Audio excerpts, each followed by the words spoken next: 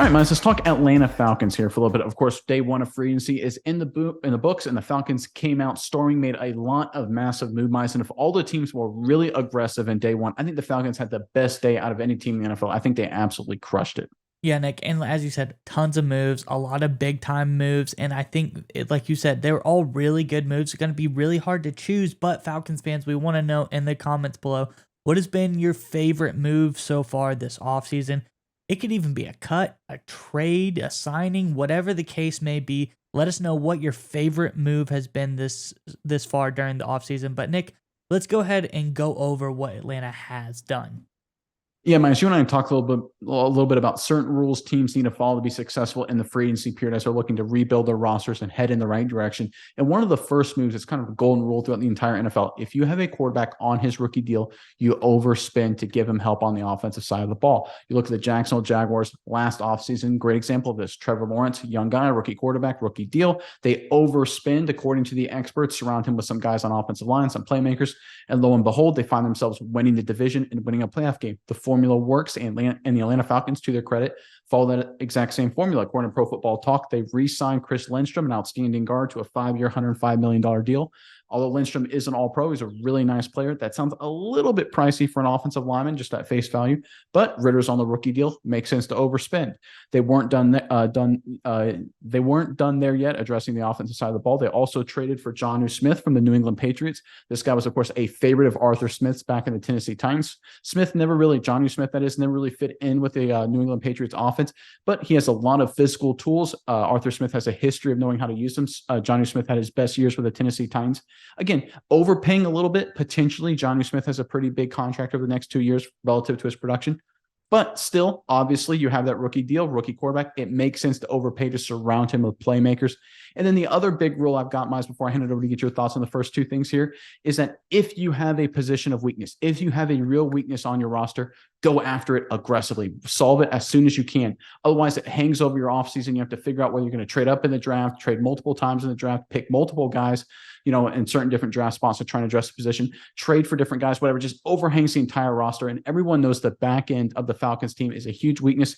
And what do the Falcons do? They lock up Jesse Bates, again, according to Pro Football Talk, to a 4-year deal worth $64 million, $23 million due to him in the first year. That's a lot of money, a lot of dollars there, but the Falcons have the cap room. And I love the fact they got the best safety on the market to address the biggest position of need. I love the Falcons following those two big rules there, Miles.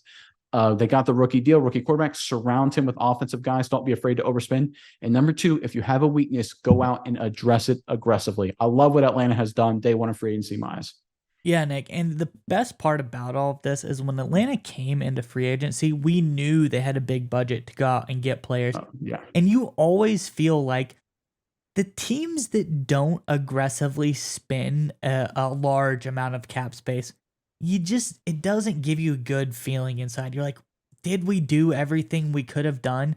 And I'm going to say this almost always. When you do go out and make a couple of big splash signings in free agent, at least I'd say you connect on a good amount of them and you leave feeling fulfilled. You don't feel like, oh, we screwed up. Maybe one of the guys doesn't work out well, but a majority of those big signings, they're proven players. They're guys you know what they're capable of. It's not like the draft. Your hit rate for your team is much higher. I guess the only thing that could really happen is injury. And that's why I love what the Falcons did, whether it's locking up a guy like Lindstrom, as you said, a little pricey for a guard, but this guy 95 PFF grade last season. Really yeah. It's almost, I would say, the highest offensive line grade in the entire NFL. Is definitely the highest guard grade, but one of the highest offensive line grades in the entire NFL. Bate, good safety from the Bengals, a key player on that combo. It, like you said, locking up the back end, re-sign D lineman Onyemata from the Saints.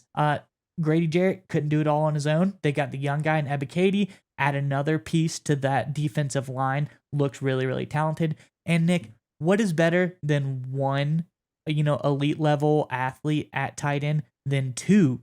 Yeah. So I mean, what teams have ever been successful?